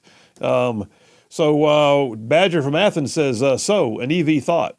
Can't they have a removable pack like drills that you can just quickly change out of the gas station? I don't know the answer to that. I mean, you'd think at some point they're going to, but I don't know. I mean, I want to know why they can't generate their own power. You got wheels turning. Why can't the wheel turning also spin something that generates power? I mean, well, I realize it's perpetual motion, but still. Yeah, they do to a certain extent. But as far as, I mean, that's big batteries. But so I think we're a ways away from having the battery technology to do easy swap outs. I still think, dude, I think we were on the air together. Maybe it was Boomer. I don't know. That there's a way to put a wind turbine on a car. So while it's going down the road, it's spinning like a windmill on a farm, charging batteries as you go. I see it. A little hood scoop, little sporty looking hood scoop. It just sucks in air, goes, like the. You should get on X and tag Musk and see if you can figure that out. Dude, Elon, let's do coffee. I got an idea. I think the issue is how much power can be generated. You know the wind farm, lots windmills. Those things are like a couple 100 feet tall. Those things have the rotors in those things have a span that's bigger than the wingspan on a 747. They wreak havoc on radar. Havoc. Lewis from Trinity says there's a great Saturday Night Live skit where a guy is trying to get his permit to smoke marijuana. The doctor's standing there and the guy is just quoting all these problems he's having, from his eyes to his heart to his kidneys to whatever other crazy disease he can think of. And the doctor just keeps asking, "Hey dude, does your back hurt? Hey dude, does your back hurt?" So there's that. What do we got here? JT from Lacey Springs says, Phil, butter score is going to be low today. You said jackassery before the break, and there was no sound effect. I wasn't going to say anything, but hey. Marcus from Huntsville says, EVs have regenerative braking, but you can't make more energy than you use, so you end up in a Carnot cycle issue, or more simply, a law of diminishing returns. Marcus, you are far too smart for me. All I know is, if a windmill on a farm can run the pumps, then why can't you have some residual power coming from something else that runs maybe the auxiliary systems, things like your air conditioning, your radio, and just, diminish the drain on the major battery cells? I'm just saying, Marcus, I'm not a rocket surgeon, but I think you could do something like it. All right, I'm going to jump over to this next topic. I hope I have time for this, for the break, because what I'm about to read to you is just funny. I wish I could take credit for it. Phones are ringing, we'll see, but then the bottom line is this. This next dipper, I'm calling it snowflakes and know-nothings. Have you noticed how some people are snowflakish? They just live offended. They just like, every single day, they're just like looking for a reason to go, well, that's just not right. You're just like something phobic, or you're just something istic, or you're just something that's mean, and I need a cry room, and I demand that there be equal, equalities and equities and things. Well, living offended, by the way, is a choice, just so you know. You choose to live offended. Guess what? The world's tough. You're going to wind up being offended. Put a Band-Aid on it, rub some dirt on it, and walk it off. That's called life. But I think there's like an entire generation right now that has not been taught of the thrill of victory and the agony of defeat, because not everything goes your way. So you get ready for the next go-round and you try to do better or get more results. Snowflakes. And then there's the know-nothings. The people who want to tell you how it is and they don't even know their own history. You shouldn't do that. Or they're out there protesting pro-Palestine from the river to the sea. What does that mean? I just think it sounds good. Okay, know-nothings. Do you know who's president right now? Do you understand the systems of governance that you're voting for? Snowflakes and know-nothings. How much time have I got for the break, man? Am I going to make it? I don't want to start this thing because I got something right here that's just too funny to read. It's a great way to kick off this segment. I'm looking at like a minute, aren't I? Yeah, about a minute and a half. I can't do it. Dadgummit. Well, Brandy from Athens is helping me out, though. She says the world is tough. It's even tougher when you're stupid. I think that's a bumper sticker. We might need to have Rightside shirts for that one. Anyway, and then Tom from Harvest is thanking you, Butters, for taking his call and talking him through some issues a minute ago. All right, so yeah, all right, we're going to come back from this break here in a moment. Snowflakes and know-nothings, and I'm going to kick off with something you're not going to want to miss. It's a little diatribe about what happened when somebody just built an innocent snowman in their front yard, and why every one of the massive number of liberal intersectionalities had their own reason to be offended. Yeah, don't miss this. I mean, it's a snowman, for crying out loud. It's just a snowman. But yeah, snowflakes and know-nothings, they can always find a reason to be like totally offended. I don't know. I find this funny. I wish I'd written it myself. It's that good. You ready? Yeah, I am. I'm ready. Can I put you on the spot while we got about 20 seconds left? A caller just called in about Limestone County special tax. It's a special tax renewal election that's going on. Did you come across anything like that in your research with Home Fries? Not seen that. They have a special election today. Yeah. They snuck that one in. A little off cycle. Yeah. So I'll pull up an article. We'll talk about it during Limestone County. We'll talk about it. Phil Williams, Rightside Radio. We're coming right back. Going to go into snowflakes and know-nothings, and it's going to be funny. Y'all stay tuned. We'll be right back.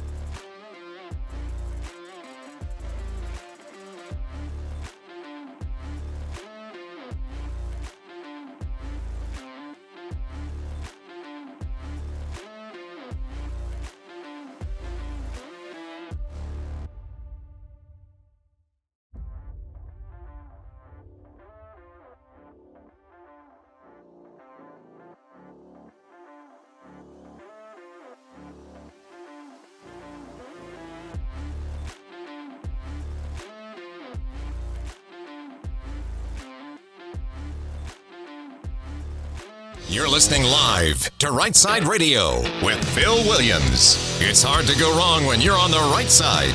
Rightside Radio. Solid, conservative, and just plain right.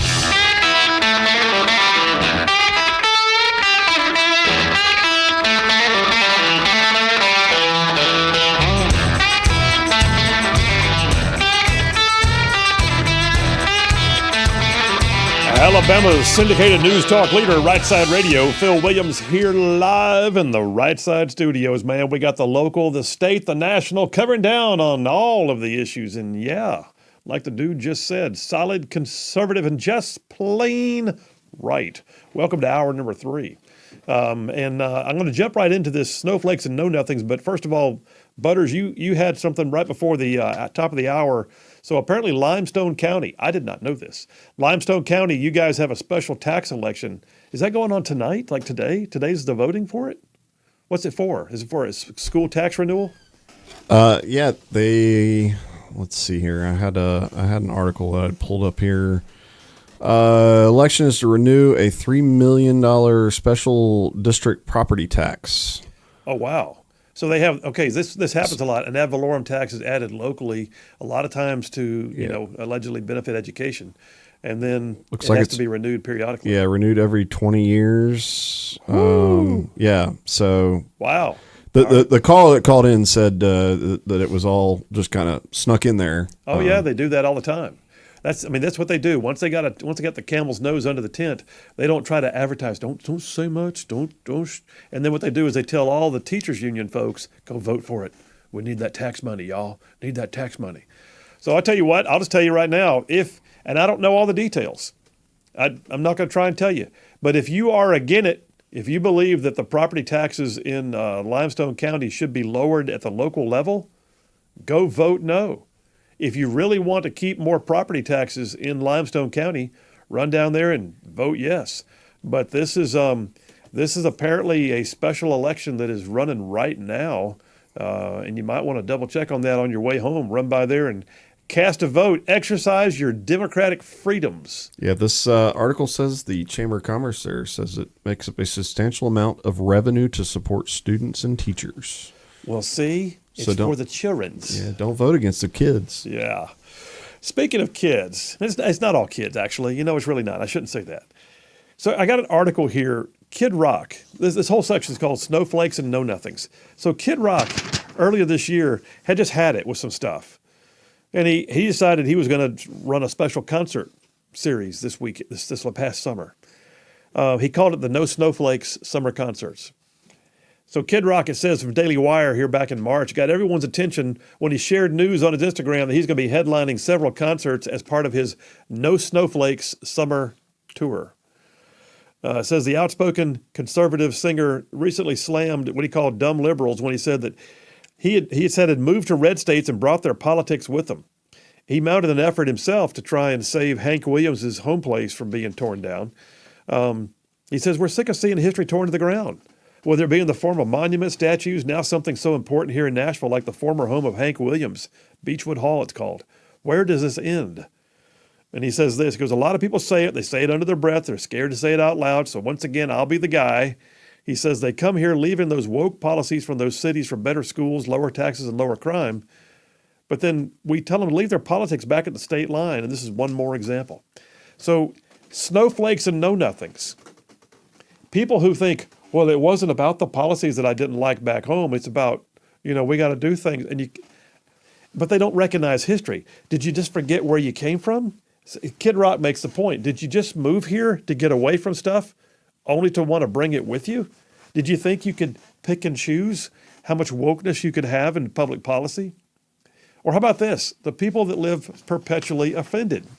Snowflakes, as Kid Rock referred to them as, a lot of times are people who A, have forgotten their history, B, don't want you to exercise your freedom, your liberties, your freedom of speech. I've got this little piece. I wish I had written this myself. I can't even tell you now which Twitter feed I pulled it off of, but somebody who I just started following put this up, and I saw it this morning, and I thought, yep, that's going to get read on the segment. So Listen to this epic little timeline of what happens when you build a snowman, an innocent snowman, in a neighborhood filled with snowflakes and know-nothings. It says this, you ready? It snowed last night. 8 a.m., I made a snowman. At 8:10, a feminist passed by and asked me why I didn't make a snow woman. At 8:15, I made a snow woman. At 8:17, my feminist neighbor complained about the snow woman's voluptuous chest, saying that it objectified snow women everywhere. At 8:20, the gay couple living nearby threw a hissy fit and moaned that it could have been 2 snowmen instead. At 8:22, the transgender man or woman or whatever person asked why I didn't just make one snow person with detachable parts. At 8:25, the vegans at the end of the lane complained about the carrot nose, as veggies are supposed to be food and not to decorate snow figures. At 8:28, I was being called a racist because the snow couple is white. At 8:31, the Middle Eastern gentleman across the road demanded the snow woman be covered up. At 8:40, the police arrived saying that someone had been offended. At 8:42, the feminist neighbor complained again that the broomstick of the snow woman needed to be removed because it depicted a woman in a domestic role. At 8:43, the council equality officer arrived and threatened me with an eviction. At 8:45, TV news crews showed up and I was asked if I know the difference between snowmen and snow women. I replied, snowballs, and I am now called a sexist. Oh, Lord. At 9 o'clock, I was on the news as a suspected terrorist, a racist, a homophobe, sensibility offender, bent on stirring up trouble during difficult weather. At 9:10, I was asked if I have any accomplices. My children were taken by social services. At 9:29, far-left protesters offended by everything marched down the street demanding for me to be arrested. By noon, it all melted. The moral? Well, there is no moral to the story. It's what we've become, all because of snowflakes. That is epic. I particularly like the detailed timeline. It all happened, by the way, between 8 a.m. and 9:29 a.m. Just amazing. But that's so right, man. That is so right. You look at it and think, everybody lives perpetually offended, then there's no room to breathe. What do you do? And so I look at it and think, it's because people have forgotten or not been taught or just chosen to exclude the fact that there are civil liberties. You're allowed to have an opinion. You're allowed to go, you know what? I built a snowman. Life's tough. Wear a helmet. You can do that. And I say that to all of y'all out there who are working for offices where someone has been perpetually offended and the HR department tells you you've got to start using people's pronouns and stuff like that. No, you don't, really. You don't. But Phil, I might lose my job. Well, that's a decision you'll have to make. But the reality is no one can make you abuse the English language like that. But Phil, what about the policies, regarding having to hire a certain number of people from this demographic or that one? I have to share a bathroom with someone who's really biologically of the opposite sex. I mean, what do I do? I'm just telling you. You're allowed. You're allowed. And when they tell you that, that T-shirt you wore to work that really didn't say anything somehow caused offense, well, you know what? You might want to just step back for a second and ask yourself, why am I even here then? And listen, I get it. It happens. There's times when you just try not to offend. But in today's environment, with snowflakes and know-nothings, it's almost impossible to get through life without offending someone. Like building a snowman and finding out that it offends literally everybody. And did anybody stop to just say, man, I really appreciate what you're able to do with that snow. That's pretty cool. Yeah. By the way, I mean, good job. Like, nowhere in there did we have any conversation about snow, and it's crazy. But that's a great summary. It actually is, and I think my favorite part is snowballs. So that was hilarious. Well, listen, we're going to keep that thread going for a little bit. I've got some stuff here from Victor Davis Hanson from the Daily Signal, from Heritage Foundation. We'll take a break right now. We'll come right back. Snowflakes and know-nothings. Holy smokes. Is it really that bad? Apparently, in some places, it is. Phil Williams, Rightside Radio. Y'all stay tuned. We'll be right back.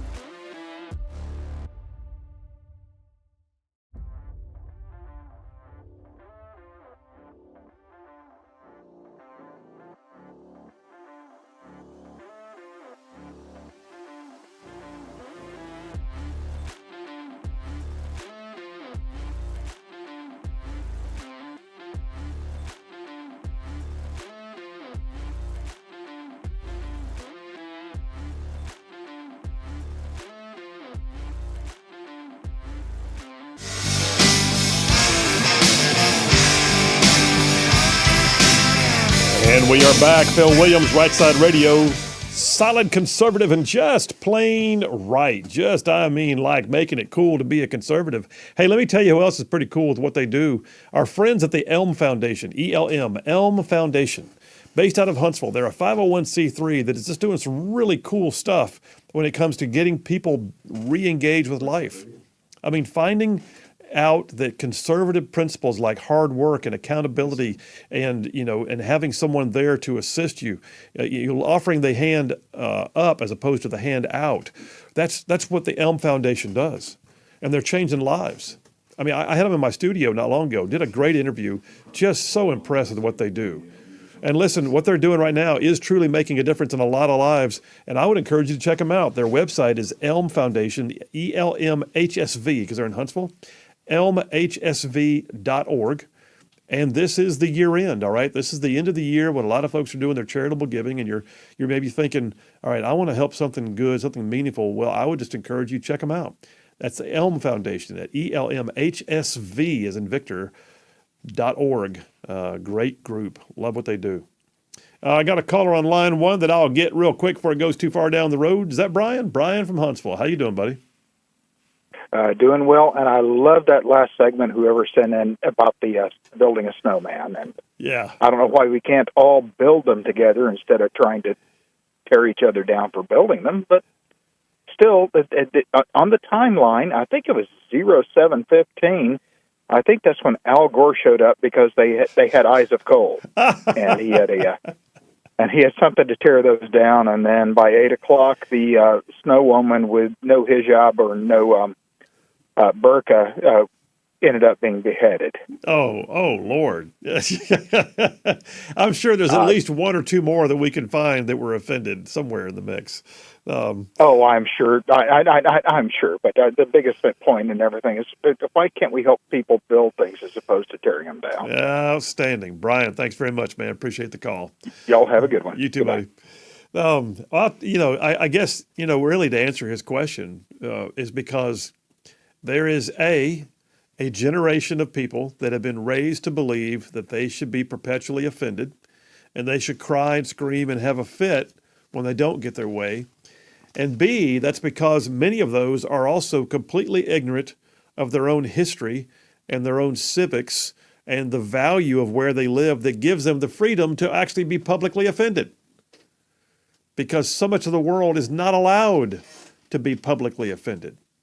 I mean, you can be executed in some corners of the world for daring to issue a public offense. Well, story here on Daily Signal, all right? This one's a little old. It's got a little date on it. It's about 5 years old, but I found it and thought, it's spot on. It says, the headline is, Americans have almost entirely forgotten their history. It says, in America, we celebrate democracy. We're justifiably proud this nation was founded on the idea that the people should rule. That's why it's so important that Americans be informed about their government. They're partakers in it. In fact, they control it. It says under tyrannical systems, it matters little if people are informed about political life. According to a survey that was released back then, which I'm sure is probably still somewhat accurate, it says Americans are woefully uneducated about the most basic facts of our history, to the point where most could not even pass a basic citizenship test. It says a study by the Woodrow Wilson National Fellowship Foundation found that only 1 in 3 Americans could actually pass the U.S. citizenship test, which asks the most basic questions about history and how our government works. Passing the test requires answering 60% of questions correctly, but a majority could not do that. 72% of those surveyed did not know what states might be comprising the original 13 colonies. 24% could not identify one single thing that Benjamin Franklin was famous for. 37% believed he had invented the light bulb. 24% did not know the correct answer as to why the American colonies fought the British. Really? Really? It says while most knew the cause of the Cold War, 2% of them thought it was because of climate change. It's funny, but it's not funny. Young people performed worse in the test. It says out of all test takers under the age of 45, by the way, under the age of 45 is not young, in my opinion. Is it? I don't know. Maybe 45 is the new 50 or 50. I don't know. 45. Okay. But it says only 19% passed. Given these numbers, it's no wonder why so many young Americans say they would rather live under socialism than capitalism. Yeah, you know why? Snowflakes like to be given stuff. Snowflakes don't have any idea of their history. Snowflakes like to cry and whine because they need to be coddled, which is what socialism attempts to do at first, and then socialism becomes tyrannical because it tells you where you can be and when and what you will think. It says we don't want to become trapped by the past, but we do want to learn from it in order to avoid repeating its past mistakes and building a better future. When you think and when you hear stuff like that, you think, okay, what is it that is missing?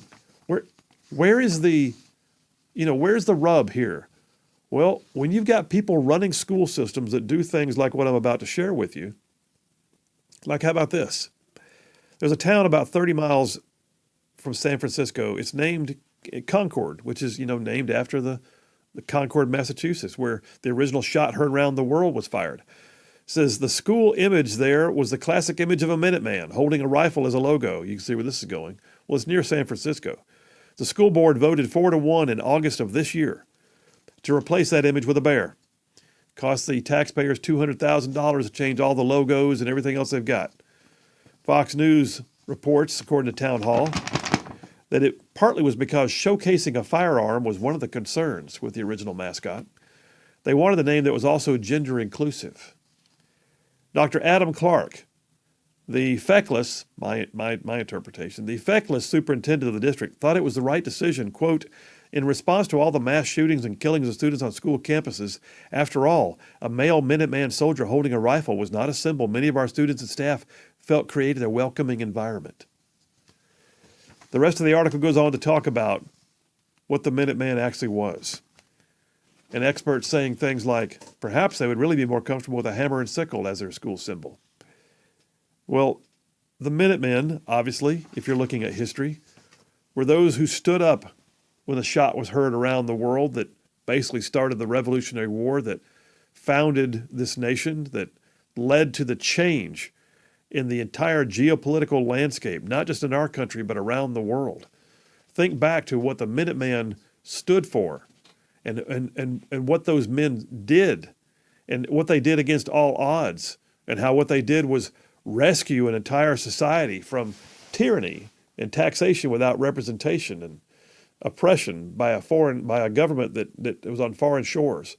Listen, I'm just saying, if you got snowflakes and know-nothings, it may be partly because you got snowflakes and know-nothings in charge of teaching the snowflakes and know-nothings.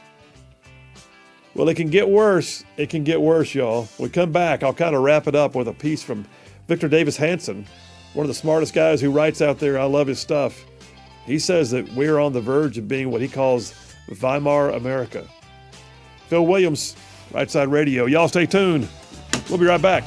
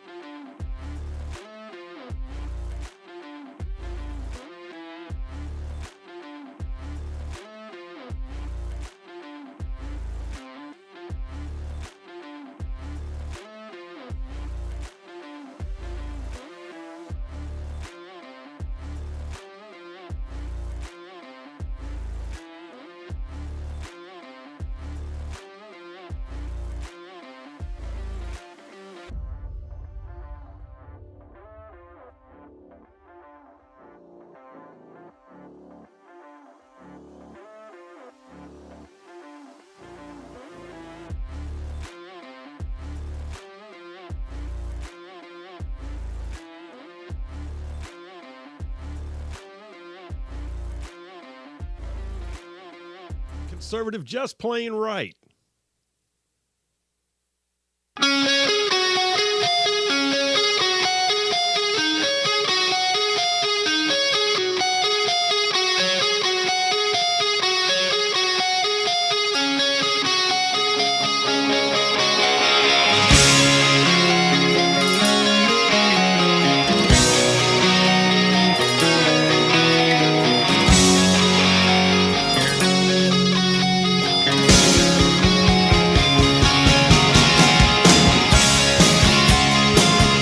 And we are back. Phil Williams, Rightside Radio, solid, conservative, and just plain right. Just covering down on some major ground across the northern half of the most beautiful, beautiful, beautiful state in the nation. I'm talking about Alabama, and I mean y'all. This show goes like way down south of Birmingham and up north of Huntsville and Tuscaloosa, back to Gadsden, parts of Georgia, Tennessee, even Mississippi, all thrown in just for good measure. Hey, by the way, I just had a text. John from Brownsboro says, where can I find that article about the snowman? My wife will pee herself. Well, I'm all about making your wife, have a moment there. So, John, just so you know, the best place I can tell you to find it is on my personal Twitter feed. If you guys are on Twitter, go to @sin, that's SEN, @sin Phil Williams, and you'll find, if you scroll down on my page, it's got a big old cartoon of a happy face jumping in and out of the water as it laughs over the article. I think I posted it this morning. Yeah, like somewhere around like 6 or 7 o'clock this morning. So that's on my Twitter feed. @sin Phil Williams is the best place to find it. And by the way, it was posted by someone called Mrs. S. I don't even know who Mrs. S is, but anyway, it was hilarious. I got a caller on the line real quick. I'll do that. Before I do that, though, I got to tell you guys about our friends at Southern Immediate Care. So Southern Immediate Care, a chain of clinics that covers like a huge swath of our listening area. Southern Immediate Care is like epic good at what they do. And I'm going to be honest with you, this is who I use personally. And I have been using them far longer than they've been advertising because they were so good. I asked them would they want to advertise. And they obviously said yes. I mean, the owner of the whole chain is a Rightside ruffian, so there you go. But listen, they've got locations like in Gadsden, Anniston, Attala, 5 locations around the Birmingham area, newest ones being, I think, Chelsea and Hoover. But Southern Immediate Care, every one of them's open 7 days a week. And they'll see all ages. I'm talking like pediatric to geriatric. They'll see all of them. And every time I have walked in the door of a Southern Immediate Care facility, it has always been clean, friendly, professional, to get you in, get you out. I mean, you can do your shots and your x-rays right there on the spot. So yeah, Southern Immediate Care. You wake up on a Saturday morning not feeling good, you don't have to wait till Monday. You just check them out. Find the location nearest to you online, head on down there, and tell them at Southern Immediate Care you heard about it on Rightside Radio. I would appreciate that. Let me grab that phone call real quick. That's Jeff Rowe from Indiana. Jeff, how you doing, buddy? Oh, going down the road, man, just like always. That's beautiful sunset here in southern Tennessee. Oh, there you go. You already made it across the border, huh? Yeah, just barely. Well, what's on your mind today? What do you think about? Well, I'm offended that people are offended, so they need to become unoffended so it will unoffend me. So how I think they need to, pay attention to my offenses. If they want to be offended, they need to quit being offended because it offends me. I think you're onto something. I think if anything, we should all be offended at other people's offense so that the offense can stop making us offended. I like it. I can put that on a T-shirt, I guess. But I mean, snowflakes and know-nothings. It amazes me.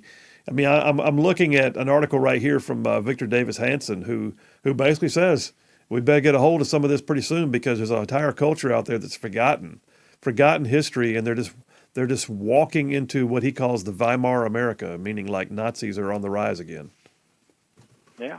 I mean, basically Joe Biden is a snowflake president because he's in there because people were offended with Trump being mean to somebody. And and the know-nothings, it's like, it's just like when they do the man on the street and everything. They tell you everything that Biden's done and tell them that Trump did it, and they're, oh, yeah, until they say, well, no, that's really Biden. Oh, did we lose him?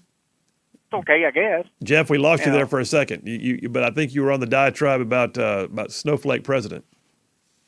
Oh, yeah. I like to say when they do the man on the street and everything and attribute everything that Biden does to Trump, and then everybody's, oh, that's horrible, until you tell them that, well, it's really Joe Biden that did that, and they just don't have nothing to say, but they still defend him, So go figure. It's just unbelievable, and you also look at it too, and you're thinking, I don't know if these people have any real true meaning of the idea of policies matter. If you were just really upset about mean tweets, then I don't know what to do for you, because policies were what we should have been looking at. Policies were working, but mean tweets, Orange Man bad. It's just unreal. And speaking about Minutemen, we may have a need for Minutemen before it's over with, because you just described the Biden administration being the tyrannical government and things that it's basically what we have now. Listen, dude, I had a whole segment I didn't get to today. I had a dipper that was called The Feckless Dictator, and it was going to be on the dictatorship of the Biden administration and how all the ways that they fit the role of a dictator, but yet they do it in like a passive kind of feckless way, and they wander their way into being a dictator. Yeah, how do you hold somebody to the letter of the law that's in charge of the law? That's in charge of the enforcement.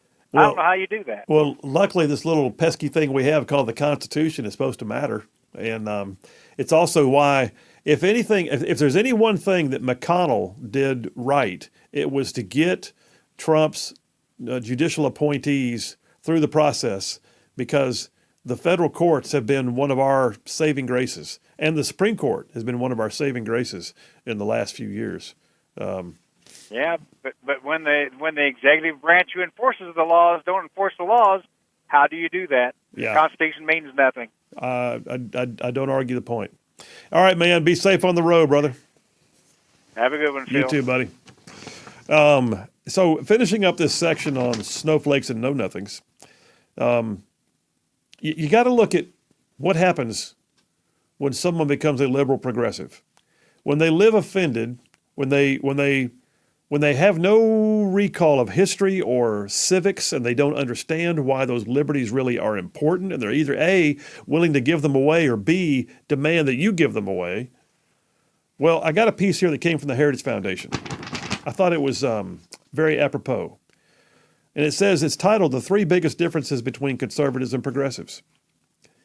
The very first point they make is that conservatives and progressives have different views about individuals and communities. Conservatives will ask things like, what can I do for myself, my family, my community, and my fellow citizens? Whereas progressives, who live offended, ask, what is unfair? What am I owed? What has offended me today? What must my country do for me?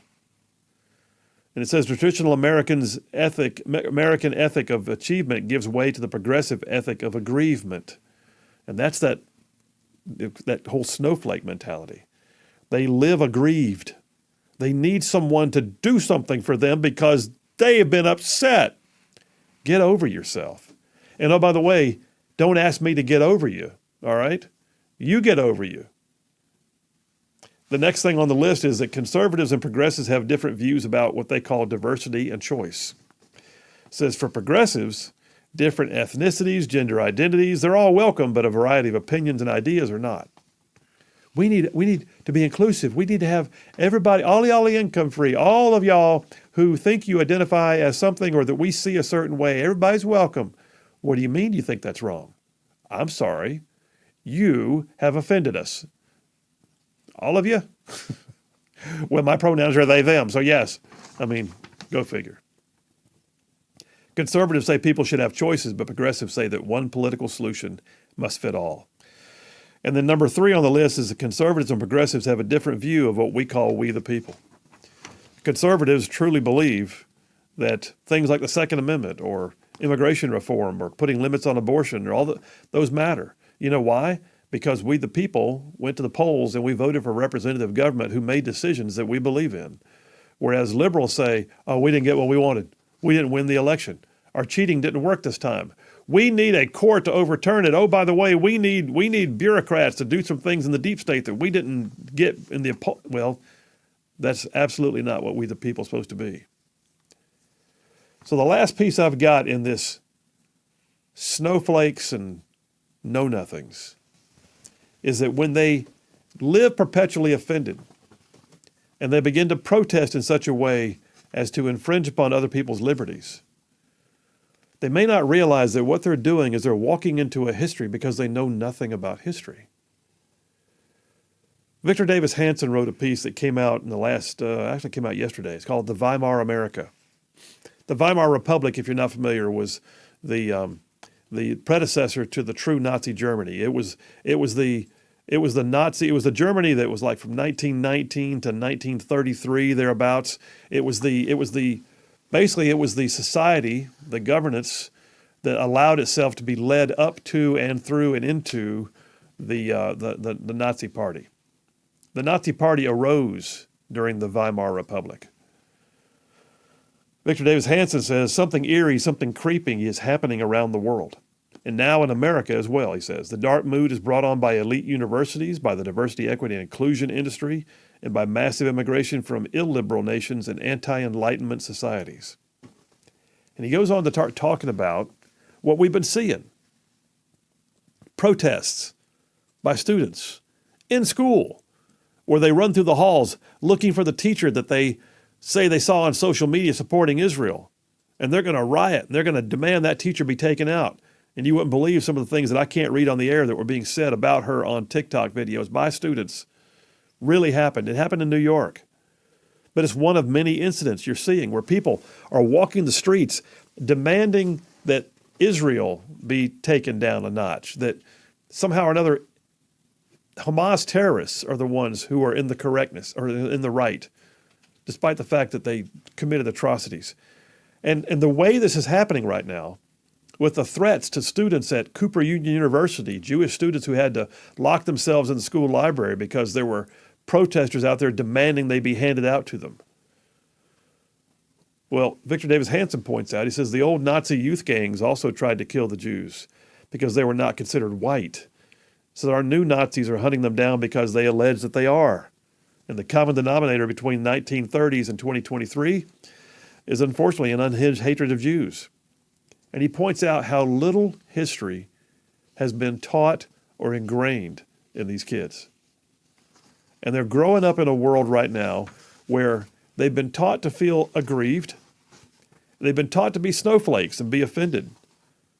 But they've been taught, too, that since they don't know anything about history, that everyone else should get on board with their aggrievement. I'm just telling you, there's no way a society can sustain that. In Victor Davis Hanson's words, he says, we're on a trajectory right now similar to that of 1930s Germany. Every time a student is cornered, harassed, or threatened, a high school mob tries to swarm and harm a teacher, or a government spokesperson dismisses such hatred, or American soldiers are targeted by Iranian-fed terrorist organizations, or the madness, racism, and anti-Semitism, it will just increase until it reaches a saturation point of abject violence in the streets.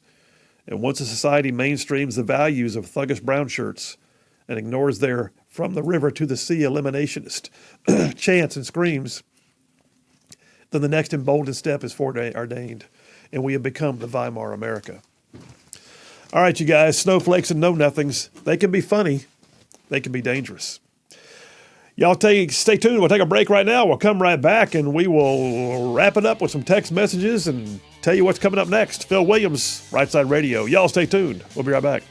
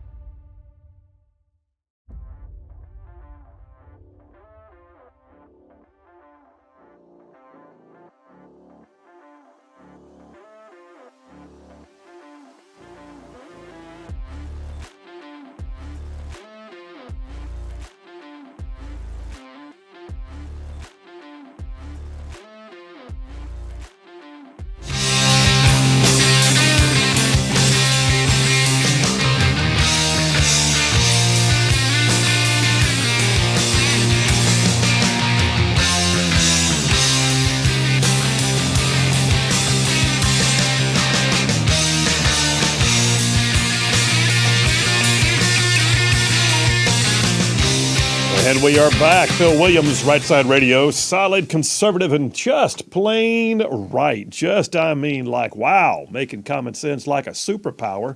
Hey, by the way, I got to tell you who else got a lot of common sense in the way they do stuff is ZLA Solutions. So ZLA Solutions, you can find them on their website at zlausa.com.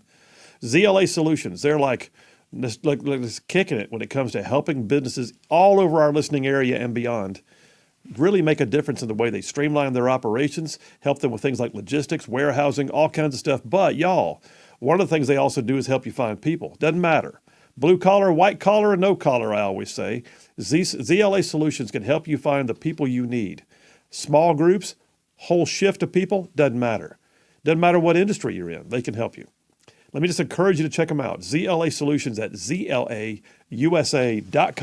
I know these folks personally, and I encourage you to check them out. I'm going to turn to some text messages now and wrap up this day a little bit. By the way, just bear in mind, tomorrow I'll be broadcasting from Tuscaloosa, then headed over to the GOP watch party during the debate time, after which I'll be in the spin room, just sort of getting a feel for what it's like to be a part of the media. This is going to be weird. So yeah, remotely broadcasting tomorrow. Butters has the con here tomorrow running the show. So appreciate you, bud. I'm looking forward to seeing you on that stage debating the topics, right? Yeah, I'm going to be up there right now saying, hey, here's the deal.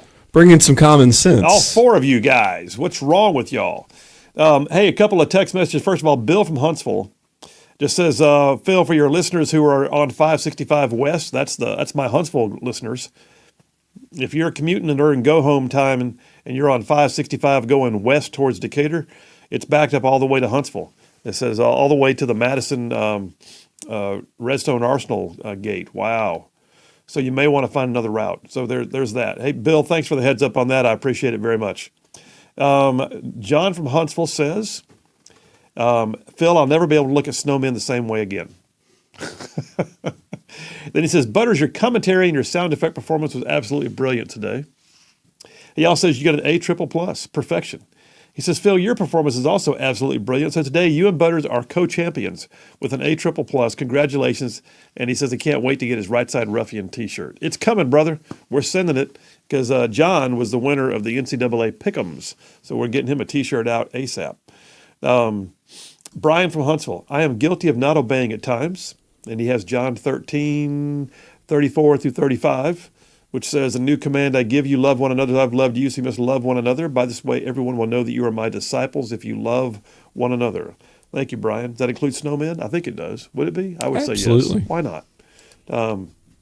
Rap from Athens. Yeah. Oh, yeah. What? I did not know this. He's talking about the Marijuana Commission. He says the pot commission is a pretty sweet gig. Head guy makes $209,000 a year, plus they get a $500 a day per diem, plus all travel. Holy cow! You know, it's a good thing Republicans were in charge when they passed that piece of legislation. Just hey. Tim from Hoover gave us a high point. Got it. He says, oh yeah, Andy Griffith when Opie and his friends created the Mayberry Minutemen Club. How about that? And we already responded to him. Butters, thanks for typing in on that one. What else we got? Yeah, Chris from Gadsden says, the Weimar America, good one. JT Lacey Springs says, after the snow, he sent me a meme. What does it say? He says, with the USA so divided, I'm just glad to be on the side that believes in God, has the most guns, and knows which restroom to use. Well said. Which, by the way, is on a T-shirt.